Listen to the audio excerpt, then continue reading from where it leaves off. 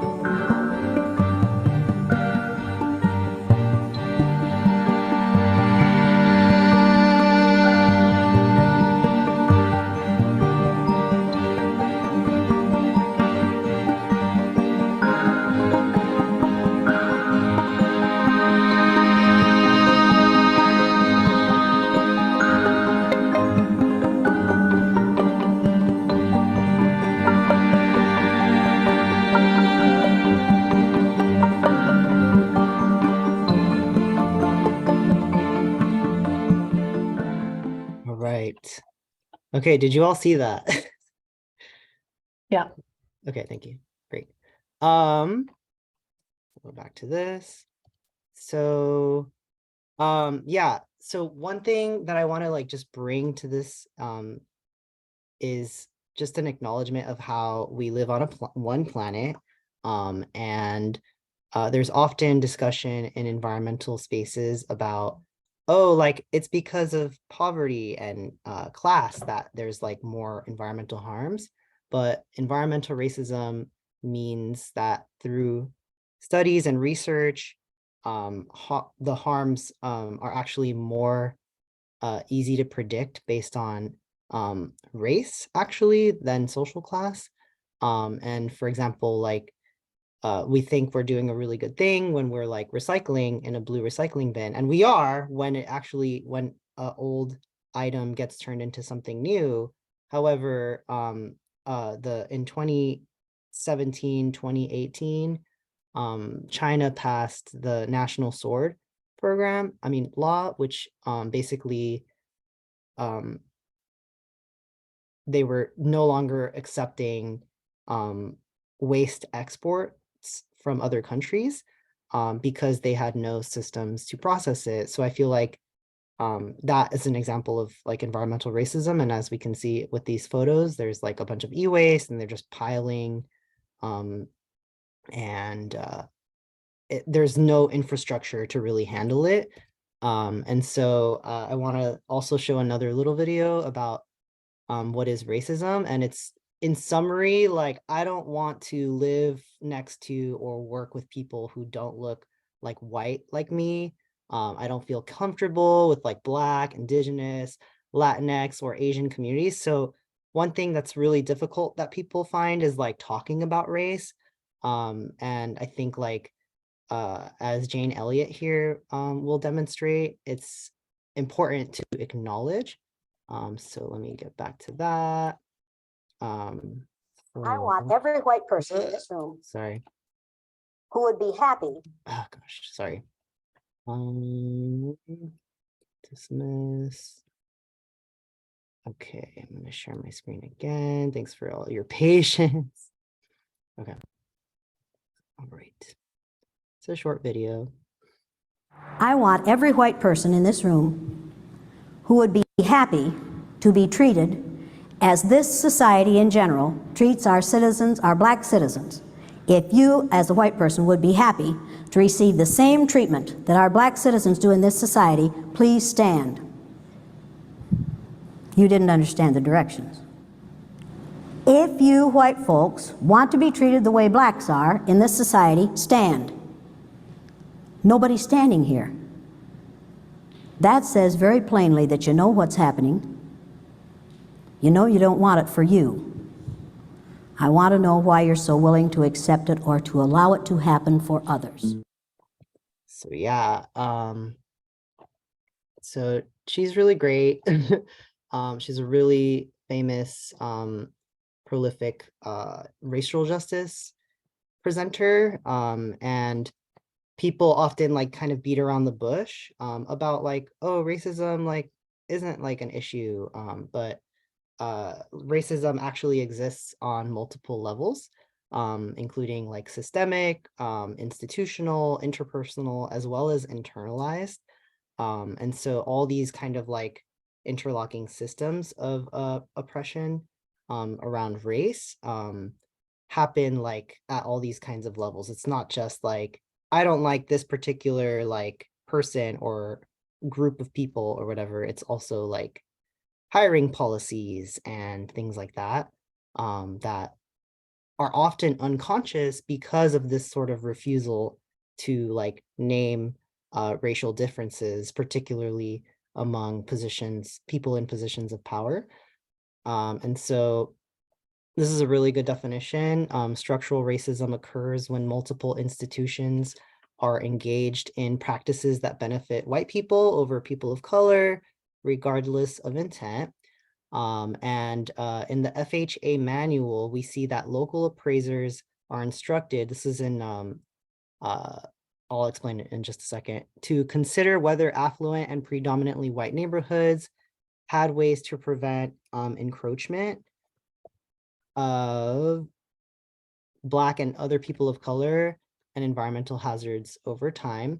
So redlining is a practice that banks participated in. This is a redlined map of Oakland, California, where they were basically determining where they wanted to like give people loans for mortgages and stuff like that, and where they were not the best quote unquote locations. And so in the red were like historically Black communities.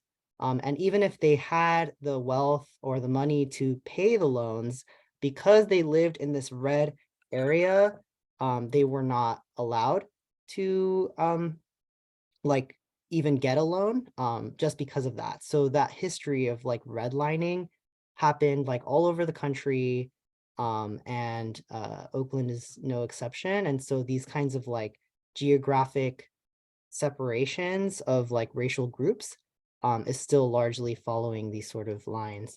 And so when we think about what is environmental justice, it's a global movement that began in 1991 at the first Environmental Justice Conference in Washington, D.C., and it has 17 environmental justice principles. And there's an environmental justice website that I don't have time to like read through all of those, but I recommend you all check it out. It's really, really cool. And I want to follow up with some examples of like cases of like what is environmental racism. So here is a map of Los Angeles, California, and here we have the Exide facility, which is a battery recycler that was supposed to be regulated by the California Department of Toxic Substances Control.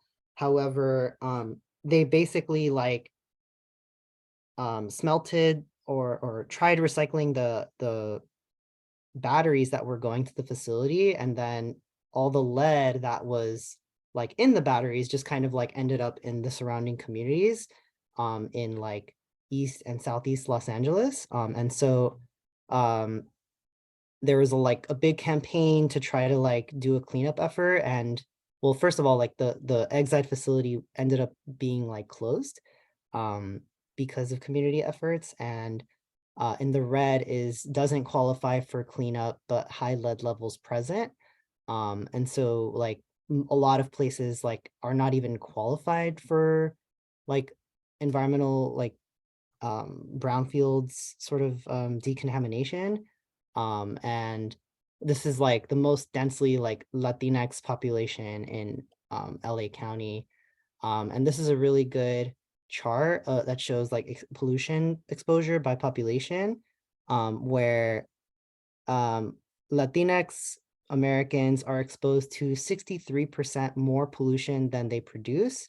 Black Americans, 56% more pollution, and non-Hispanic white Americans are actually negative 17%. So exposed to 17% less pollution just because of these sort of geographic divisions that are based on race. And so here in the southeast part of LA where that battery recycling facility is the dominant like Latinx communities, whereas like the white communities are more on like towards Ventura and Orange counties. And so, yeah, that's one example of environmental racism. This is Cal EnviroScreen, which sort of has a bunch of environmental justice indicators. And you can kind of see these red areas are overwhelmingly where like the communities of color are, where industrial pollution is sort of like present, and then the green areas are not. And then here's another example of Cancer Alley, which is like a 80-mile stretch between Baton Rouge and New Orleans.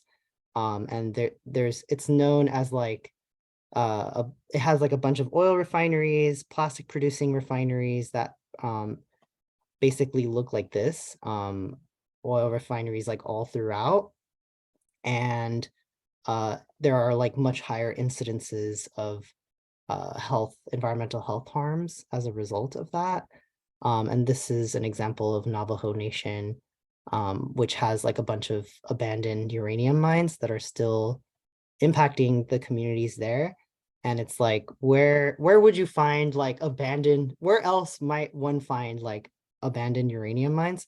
So I hope these sort of examples show how like race and like indigeneity are pretty big indicators of environmental harms, and that environmental justice is actually different than environmental equity.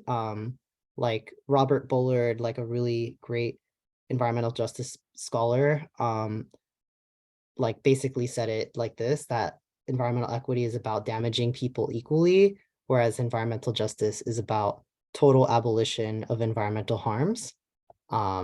So yeah, that's what environmental justice actually is, and that grassroots activism, media campaigns, like all do all that. So thank you all so much, and I hope I'm not over time, but yeah, I hope that was helpful for y'all.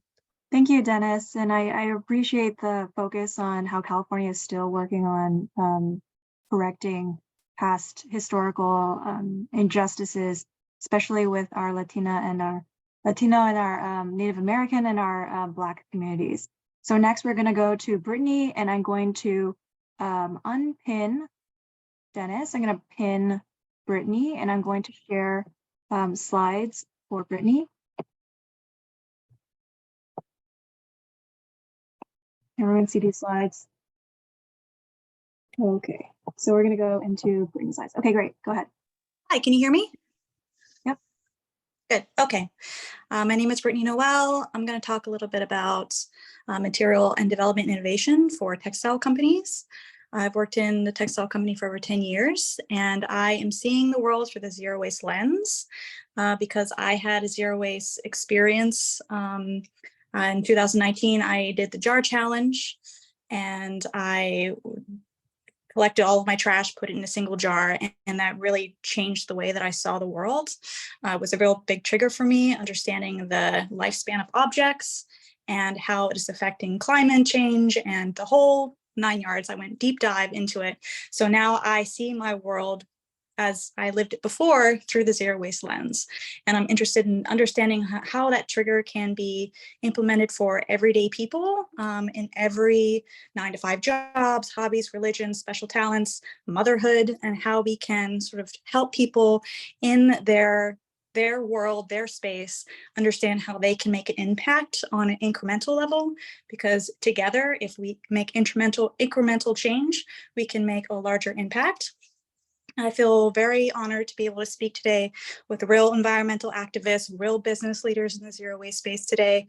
I am speaking as an ordinary person that sees their world through a zero waste lens, focusing on material and innovation, material development and innovation in the textile space. So I work with suppliers and factories and vendors on a global scale, mostly in South America and Asia.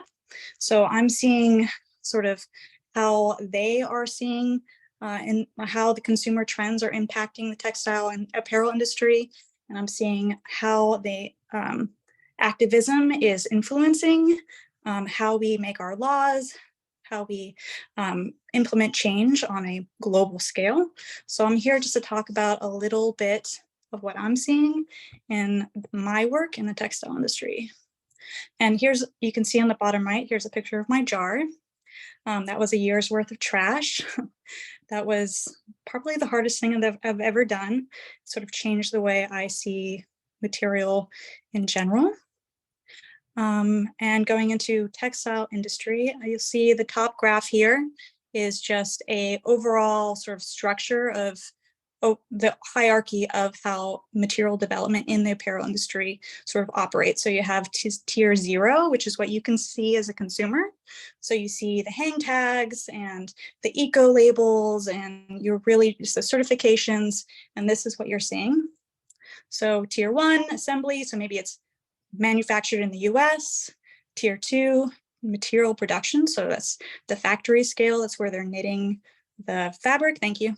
Fabric, and weaving the fabric, finishing the fabric, applying silicone to make it softer, or changing the structure to make it waterproof, windproof, whatever. Tier 3 is going back to the yarn. So spinning from a fiber from Tier 4. So the bigger the company, the more money and power the company has. Companies like VF and Patagonia, they have the resources to go all the way back to Tier 2 and Tier 4 to have the transparency to understand where the materials come from, where the materials sourced. Then they can build material stories, such as Patagonia does the fishing nets from South America. They're taking fishing nets out of the water and making jackets out of it. So that's the material story that they're going with. VF, they do responsible down, bottled recycling into t-shirts.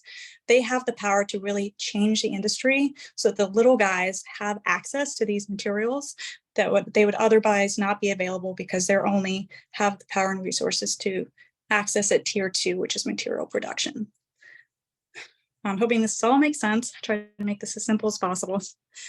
So acknowledging that, there are materials on the material level. You'll see materials like modal and recycled polyester that may travel to several parts of the world, so even before they even get spun into a fiber. So not acknowledging that carbon footprint, and what you see only on the label is that it's made of recycled or eco-friendly material. That's where it gets tricky, and that's where it takes people like me in the industry to understand how we can connect the dots and really see how we can make vertical integration and change and supply ethics integrated into material sourcing and material structure to make more eco-friendly product for a consumer.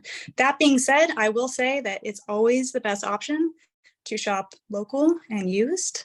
That is the baseline and golden ticket for being the most eco-friendly material wear clothing that you possibly can. So one good example that I will say for like the good intentions of material sourcing and material development has been bamboo. Bamboo was introduced to the market maybe a decade ago to a solution to cotton because it requires no pesticides, it grows really fast, needs little water. Cotton depletes the soil. It really just takes longer to grow. It's time intensive, takes lots of water. So bamboo was marketed as an eco solution for cotton. Well, you see along the little chain here, you have the organically grown bamboo, you get chopped into bits, and you get processing, spun, and woven. Well, processing, we found out later as companies started introducing bamboo products, marketing to the consumer and being like, this is the miracle fiber. Well, it was the processing that, was using toxic chemicals, carbon dioxide, sulfuric acid, ammonia, acetone, caustic soda to break down that material, that very brittle chips into something that was soft and comparable like cotton. So once we started understanding like, oh, actually, this is not an eco-friendly material. Actually, so anything that you see labeled as viscose goes through that process, not eco-friendly. Just so you know, we can go to next slide. So right now, this is a current example of what's coming on the market, being sold to brands as a possible solution for virgin polyester, somewhat like the bamboo. I love this graph. It's like really simple. It's very visually pleasing. You get your polyester fiber, you do polymer modification, which is basically they add an enzyme before they spin it into a yarn. Then it gets made into a product, and then it gets mixed into the landfill, and it goes through a photosynthesis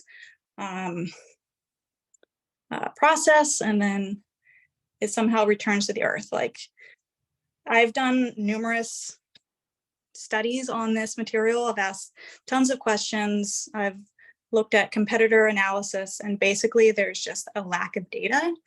And the lab testing that is available on the biodegradable properties of this polyester, which they actually change the molecular structure into make into polyester. So basically that's what virgin polyester is. You put it back into the earth, and because we change the molecular structure, the earth doesn't know what to do with it. So basically it just breaks into smaller and smaller pieces. So As we know from compostable plastics, it takes a special industry to focus on collecting those plastics and composting them in a fixed environment. So basically we know that exists. So basically from my lens and the material development lens, like this is a very big issue. And basically we've been being sold this. And anything you see with this label, I would just question. So anybody who really markets the buzzwords biodegradable as a polyester, who relies on this information, who keeps up with and really enforces the information that is being marketed on a global scale? Or do we even need this at all? Is a question that we really need to be asking. Next slide. So these are some of the certifications and watchdogs that we really rely on to police this system. So we have standard 100 by OTEX, certifies products that have been tested for harmful substances to protect your health. We got Blue Sign product that certifies textile products are safe for the environment, workers, and customers. We have Recycled 100 claim standard, and you'll see all of these tags on your clothes that basically just verifies that they have gone through this system to verify that they are what they say they are. So it uses a chain of custody standard to track recycled raw materials in the supply chain. We have Textile Exchange certification, which offers a verification to improve environment and social and animal welfare all throughout the supply chain and keep a track of material that as it is makes its way to the final product. So it tracks all through the tiers from raw material to finished product to make sure that it is exactly what it says it is. So these certifications, Textile Exchange, PETA, which we know, they not only sell these certifications to customers, brands, to verify their product is what it says they say it is, but they also operate as watchdogs because greenwashing is a liability for them. So we really rely on them to police environment transparency laws and ethics. We can go to the next slide. All right, so in closing, like these are really two big laws that we should be excited about. I'm personally very excited about these laws being passed. Bill 1817, No More FAFSAs, prohibits the manufacture, distribution, or sale of any textiles that contain PFAS chemistry, which is the DWR technology that was first created by DuPont and applied to clothing to make it waterproof. There has been a lot of change in the industry, sort of changing the structure of this chemistry to try to make it more environmentally friendly or reduce the impact. But now we have gone ahead and just signed a bill to ban it altogether in the state of California. Washington and New York are also on board with these laws and pass bills that would influence legislation. But California will be the first actual state to fully ban PFAS in their textiles starting January 1st, 2020, which is very exciting. That pretty much means that these forever chemicals will not be allowed to be put onto products sold in California, which is great for all California companies because they have to comply with the law. And then we have upcoming Bill 707, Responsible Textile Recovery Act of 2023. This just came out last week. I'm still looking into how this is going to affect each company, but companies like Levi's, Patagonia, they already have implementation to repair and collect used product. And this is basically enforcing textile companies in California to implement some sort of recovery act into their companies. So very exciting. There's tons of opportunity in the textile world to keep making our industry less toxic. There are entire continents coming together and making laws to inhibit the import of textile waste. Africa and South America in the last decade have both made huge laws curbing the importing of textile waste, which includes used clothing. So it really encourages the first world, or the real consumer influenced countries, to take responsibility. And so these are two really good examples of how laws are coming on the market to enforce and prevent textile waste. Well, thank you for letting me talk to you about this. I could talk forever about this. How am I on time? Oh, no, you're good. So thank you so much for your chat on PFAS and textiles. And I'm so excited to hear that PFAS is being banned completely in textiles for California. And but we are going to move on to the next speaker from No Limit Leadership, Acted Non Verba. I'm going to remove your pin, and I'm going to pin No Limit Leadership. So Simba, you can feel free to start sharing your slides and unmute so you can.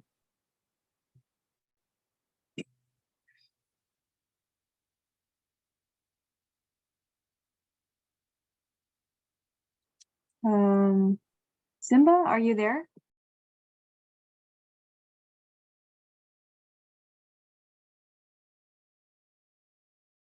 Okay, while we're waiting for No Limit Leadership to come back online, I think we have a question from Ruth Abbey. VF Outdoors recently moved from California to Colorado.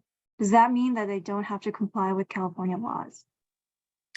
Well, it's a sell in California, they do, but VF actually has been PFAS focused, in limiting PFAS focus. I used to work for the North Face, so I was part of the implementation of transferring from the PFAS chemistry to non-fluorinated chemistry, and they have been successfully doing that for the past 6 years. So they're on the right track, and I wouldn't be surprised if they're some of the underlying watchdogs that are influencing this law to be passed. So thank you so much. And I think No Limit Leadership started sharing. Oh, great. Okay. And okay. Hey, everybody. I'm Simba. I'm the leader of the No Limit Leadership program. And here are my No Limit leaders. I'm going to pass the mic and they'll say their names and their grade. My name is Thomas, and I'm a senior in high school. My name is Jocelyn. I'm a sophomore in high school. And my name is Sunset, and I'm a sophomore in high school.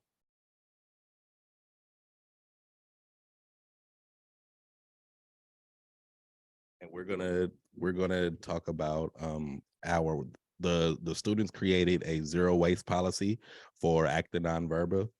And yeah, it's a way that they can help sustainability within our community and within our program. So here we are.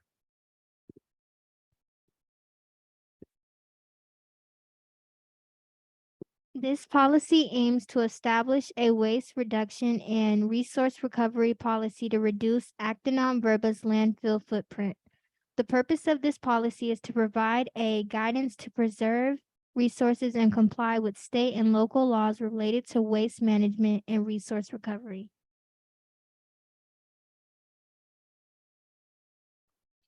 Why?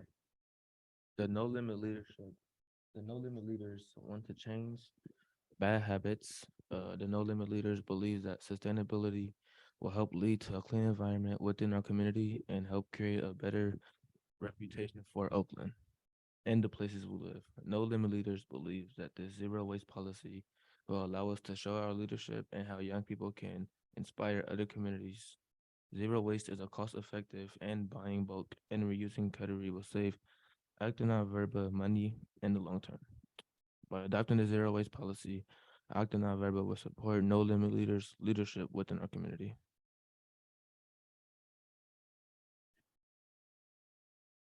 Goal. Acta Non-Verba's goal is to develop a resource recovery program that engages its organization, partnership, and surrounding communities to participate in resource recovery programs. Acta Nonverba will practice zero waste by reducing, reusing, recycling, composting, and purchasing environmentally friendly products and supplies to protect our global environment. Acta Nonverba sets a 75% recycle goal, including resource reduction, recycling, and composting by 2024.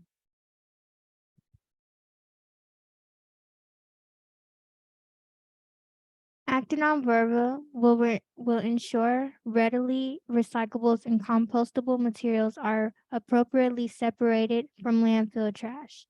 Acting on verba will work with No Limit Leadership to create a resource recovery program that engages staff, partnerships, students, and parents. Acting on verba will add zero waste initiatives in their current and future public education and outreach programs. Action plan. 1. Prevent recyclables and compostables from going to landfill. Collect recyclables from every location, office, garden, classroom, / lecture setting, dining room / kitchen, and community spaces. 2. Provide stations with containers for recycling, compost, and landfill, and dispose of the bags to correct dumpsters. 3. Store all recyclables and compostable materials correctly into separate containers. 4. Annually inform staff and students of a proper way to store waste. 5. Take a leadership stance to guide the public towards zero waste practices when engaging in Acta Nonverba events and utilizing the program. Infrastructure. Acting on verba will ensure that all locations of operation will have the proper zero waste infrastructure in place. Camp. Pictures, signage, visuals, recycle, compost, and landfill containers. Tasa Faranga Garden, compost bins, gray water collection, recycle, compost, and landfill containers. Pictures, signage, and visuals. Infrastructure. Kitchen, reusable utensils and plates, etc. Recycle, compost, and landfill containers. Pictures, signage, and visuals. Tasafaranga property. Pictures, signage, and visuals. Color-coded bins, big bins. Events. Recycle, compost, and landfill containers. Pictures, signage, and visuals. Events. During events, Tasafaranga will use resources from the farm when possible. If we cannot use reusable, then in the events, we will use the next best option, disposables, by using paper and fiber materials that can be composted or recycled. Example, birchwood utensils, non-plastic coated paper plates, cups, and bowls.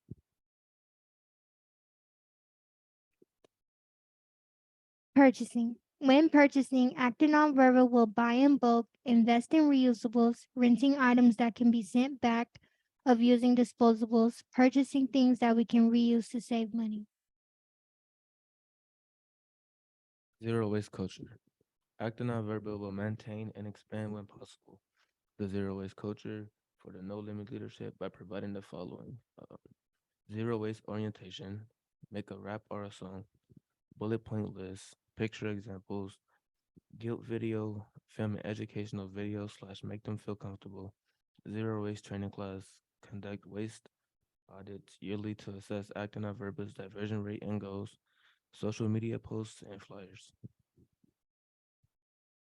Influence. Acta Nonverba has the potential to make a positive, tangible environment change in the world while teaching the public and No Limit leaders to be stewards of community, the earth, and its resources. Thank you, everybody. This was our zero waste policy for Active Nonverba. This has been the No Limit Leadership Program. Thank you for listening. Thank you so much for your presentation. I think it's nice to hear that there are students who are involved in zero waste and trying to do what they can in their schools. So now Definitely. I'm going to pin all of our speakers. And me, and then we can start to have a bit of conversation. So one of the questions I had was, there are a lot of young students and young professionals who are attending this session. So what is some advice you would give them, or what are some things that you would tell them to pursue about the things that you talk about today? Oh, I guess we could start with Dennis. Yeah, that's a really good question. I can only kind of recount like my experience. When I was in high school, I started going to beach cleanups, tree plantings, things like that. And my mom was very much like, oh, like they're not paying you. Why are you doing that? And I still went because I liked it, and I learned how to compost in our little like backyard patio because of YouTube videos.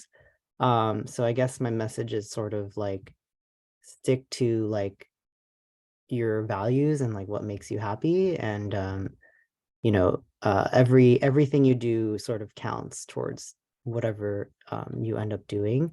And so yeah, it takes courage, to do those things. So that's a quick response.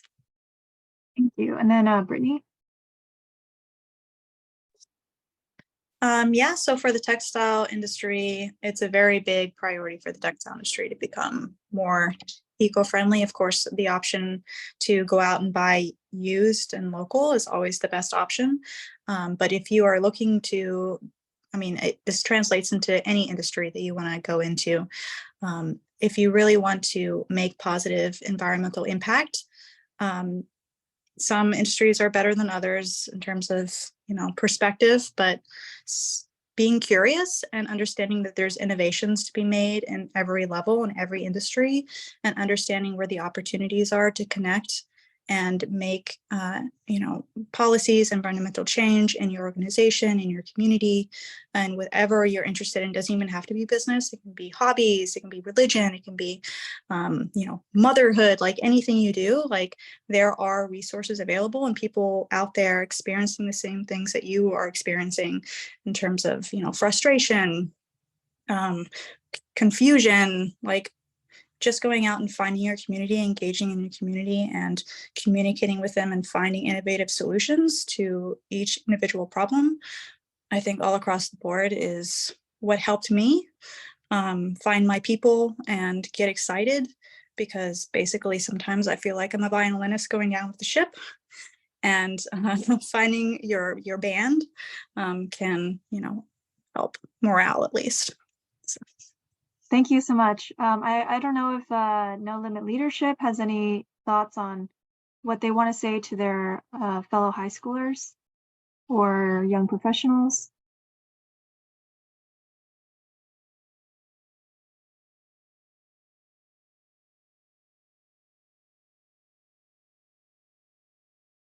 Well, we recently just did a cleanup around Tassafaranga. We all had groups. We took pictures of what we cleaned up, and it was pretty peaceful and good to see change. Besides the cleanup, I feel like doing the cleanup or things of that nature really brings you together as a community, seeing all the flaws and how we could do to change our community to look better. And I feel like it was an amazing opportunity that really brought us closer.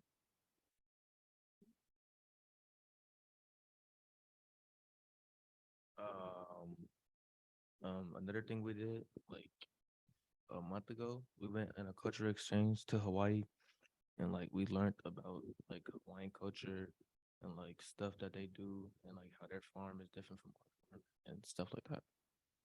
Okay, cool.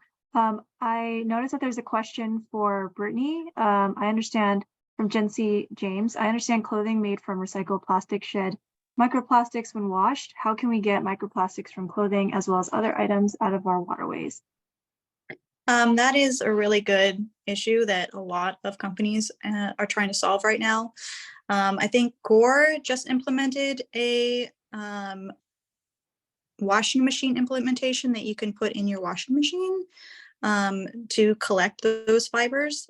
But if you really want to reduce your polyester fiber shed from your waste stream, you would change what you're wearing. Like, don't wear fleece, don't wear high pile, polyester fabrics, like, those are the materials that do shed the most.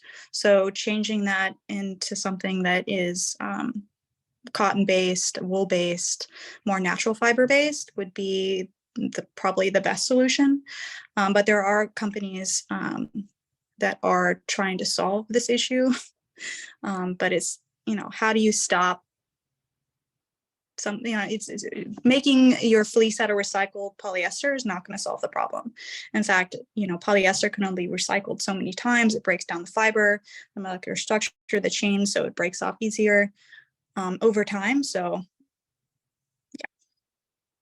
yeah, I mean, I think it really speaks to our Convergence's theme, which is individual act, community impact. So if you are voting with your money and you're telling all your friends and all your family to also vote with your money and spread the word, then you can make a much bigger community impact.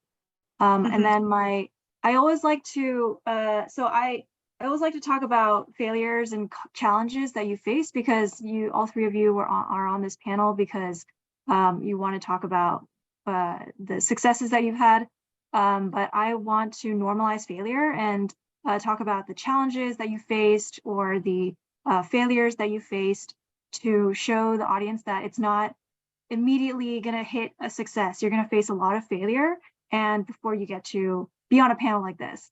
So I guess, Brittany, do you want to talk a little bit about some of the failures or challenges that you faced in your textile zero waste journey? Yeah, I feel like a failure every day, actually. But see,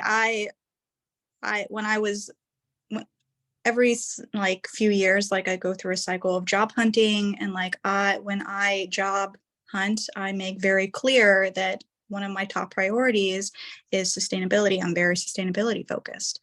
And so I get interviews and I do my normal interview with my qualifications, but I make an emphasis of I'm always going to be pushing for sustainability. And I tell them how I would impact their company on sustainable measures.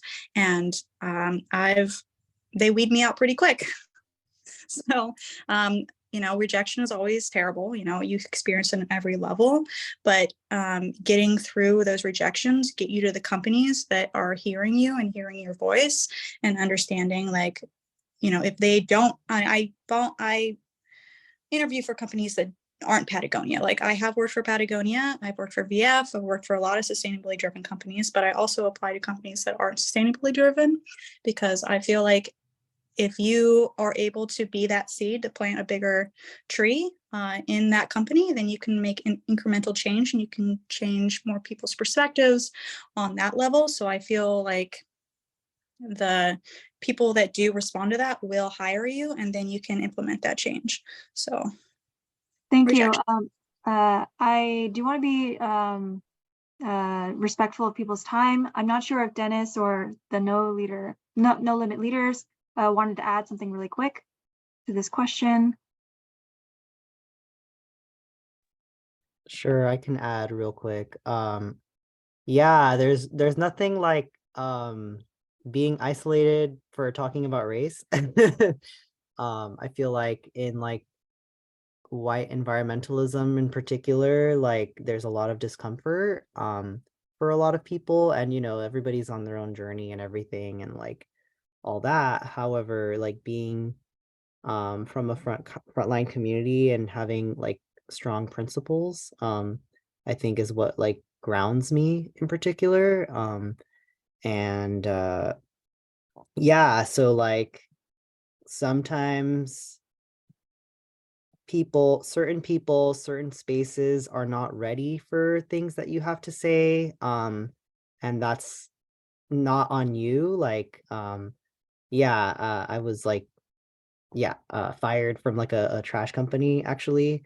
And they didn't give me an explanation, but I really took it personally. And I think as I reflect back on that now, a few years later, I'm sort of like realizing that I just didn't find my people at that time, and that um it's okay to like, you know, not be the an expectation, like, or meet someone else's expectation.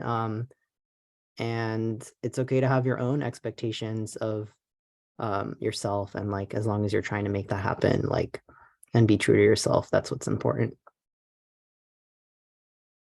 For sharing. I just want to be respectful of people's time and close this session. Thank you so much to all of our speakers and all of our audience members for participating with your great questions. Max just posted a Jamboard with our speakers' contact info and other resources, and then we are going to take a quick 7-minute break. We can link I think there's an afternoon session, track 2, engaging the next session, and then track 1 will be slaying a career in zero waste, which I am in. So thank you so much, and have a good next session. Bye.